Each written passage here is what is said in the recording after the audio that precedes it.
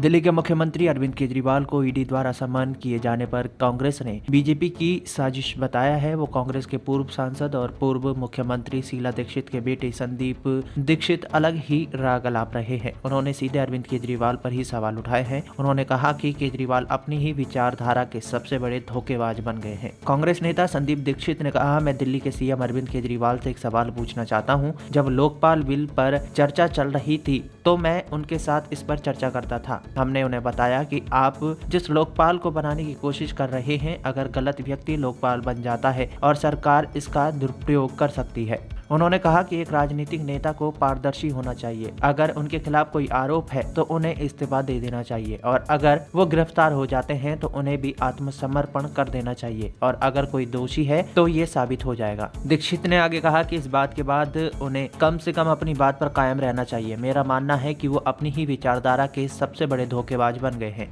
बता दें कि सीएम केजरीवाल के ईडी के सामने पेश नहीं होने के बाद कांग्रेस नेता उदित राज ने इसे बीजेपी की साजिश बताया। उन्होंने कहा कि अरविंद केजरीवाल को इसलिए निशाना बनाया जा रहा है क्योंकि वो गठबंधन के हिस्सा हैं। उदित राज ने साथ ही झारखंड के सीएम हेमंत सोरेन के खिलाफ जांच को भी इसका हिस्सा बताया है। वहीं आपको बता दें कि ईडी द्वारा केजरीवाल को भेजे गए तीसरे समन पर भी आप सीएम ने पेश होने से इनकार कर दिया है। ऐसे में ये भी देखना दिलचस्प होगा कि ईडी इसके खिलाफ क्या एक्शन लेती है।